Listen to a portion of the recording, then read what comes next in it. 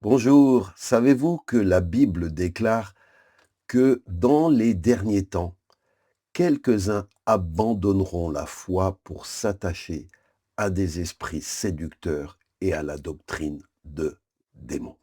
Alors, on va voir dans cette vidéo comment se mettre à l'abri en tant que croyant, à l'abri des esprits séducteurs et des doctrines de démons qui pourraient nous détourner de la foi en Christ.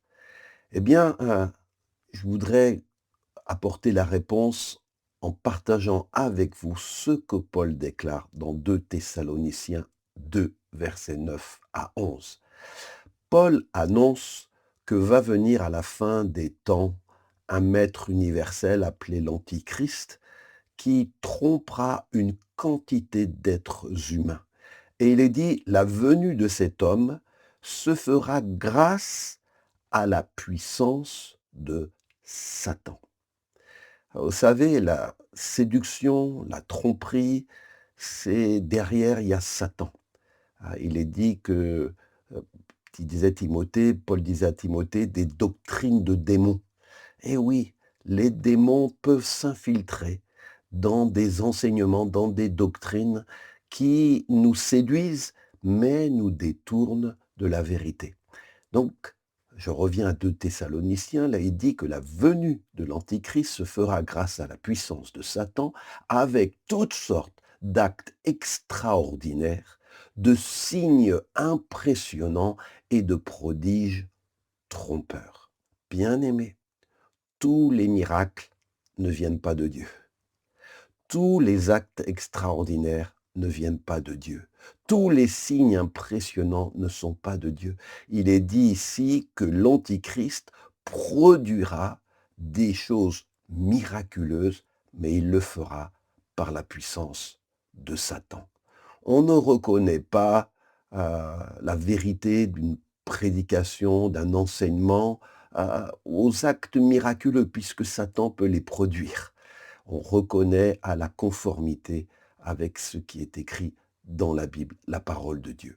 Et il est dit que l'Antichrist usera de toute forme de mal pour tromper ceux qui se perdent parce qu'ils sont restés fermés à l'amour de la vérité qui les aurait sauvés. Comment et pourquoi les hommes seront-ils trompés? Seront-ils induits en erreur par l'Antichrist, par Satan, par les démons? Il est dit, ils seront séduits parce que ils sont restés fermés à l'amour de la vérité qui les aurait sauvés. Mon frère, ma sœur, toi qui m'écoutes, ce qui peut te sauver de la séduction, ce qui peut te sauver des doctrines de démons, ce qui peut te sauver des faux enseignements, c'est l'amour de la vérité. Alors ce que je voudrais te demander, l'amour de la vérité est-il dans ton cœur? Ou ton cœur est-il fermé à la vérité? Tu cherches les miracles, tu cherches les prodiges, mais tu n'es pas intéressé forcément par ce qui est vrai. Ce qui t'intéresse, c'est ce qui te profite.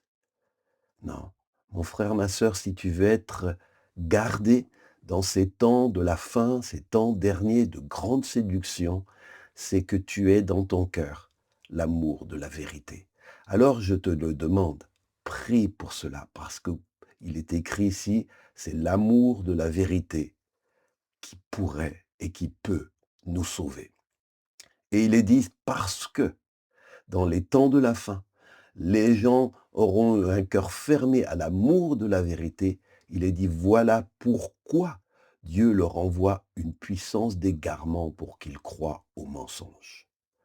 On est vulnérable au mensonge et aux tromperies quand on n'a pas foncièrement, au fond de son cœur, un désir, une soif, une envie, un amour pour la vérité. Alors maintenant, je prie au nom de Jésus, pour toi qui m'as écouté, je prie que par l'Esprit de Dieu, Dieu te mette dans ton cœur une soif, un désir, un amour pour la vérité, que tu cherches la vérité, que tu puisses puiser ton cœur, tes forces intérieures, tes lumières dans la vie, dans la parole de Dieu, qui est une lumière sur notre sentier, qui est une parole vraie que Dieu nous a envoyée, sur laquelle on peut s'appuyer. Et je prie dans le nom de Jésus que l'amour de la vérité soit dans ton cœur et que cet amour te protège de tout mensonge,